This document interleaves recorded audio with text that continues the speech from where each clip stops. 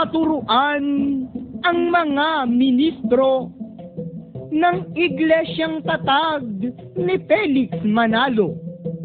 Di raw maliligtas ang sinumang tao na di maaanib sa kanilang grupo.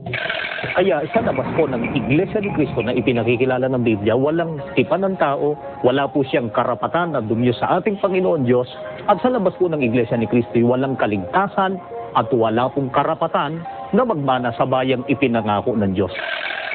Kaya lang kayo tinawag sa Iglesia para kayo madala sa Diyos, sapagkat sa labas ng Iglesia, ang mga tao po ay hiwalay sa Diyos, kaaway ng Diyos, dahil naman sa kanilang kasalanan at sa kanilang mga pagsuway.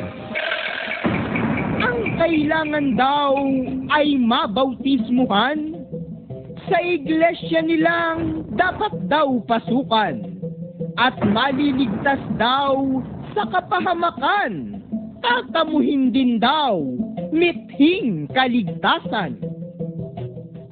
Ang tanong sa inyo, o mga ministro, di ba si Felix hindi bautisado?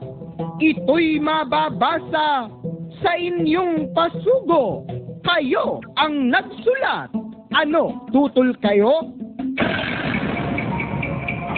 Was Felix Manalo baptized? According to their Pasugo, Volume 53, Number 11, published on November 2001, page 2. It is true that Brother Felix Y. Manalo was not baptized into the Church of Christ because no one was there immediately preceding his work to baptize him. Kaya maliwanag, si Felix Manalo ay hindi naanib at di bautisado.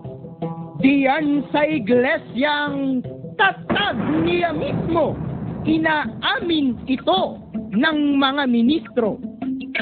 Kaya sa labas po ng Iglesia ni Cristo na ipinakikilala ng Biblia, walang tipan ng tao, wala po siyang karapatan na dumyo sa ating Panginoon Diyos, at sa labas po ng Iglesia ni Cristo, walang kaligtasan at wala pong karapatan na magmana sa bayang ipinangako ng Diyos.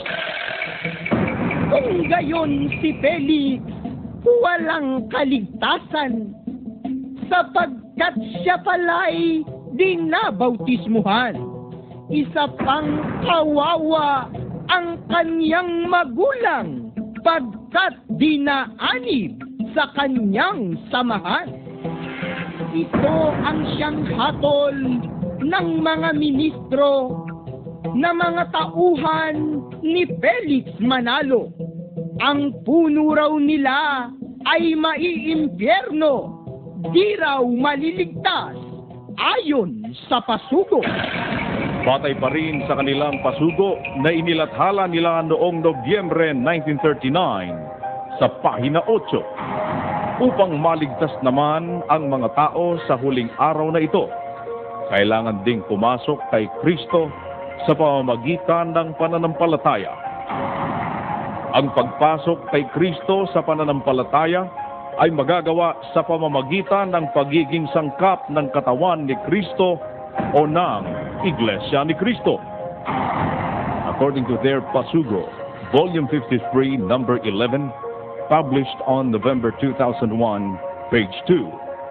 It is true that Brother Felix Y. Manalo was not baptized into the Church of Christ because no one was there immediately preceding his work to baptize him. Kaya lang kayo tinawag sa Iglesia para kayo madala sa Diyos, sapagkat sa labas ng Iglesia, ang mga tao po ay hiwalay sa Diyos, kaaway ng Diyos, dahil naman sa kanilang kasalanan at sa kanilang mga pagsuway.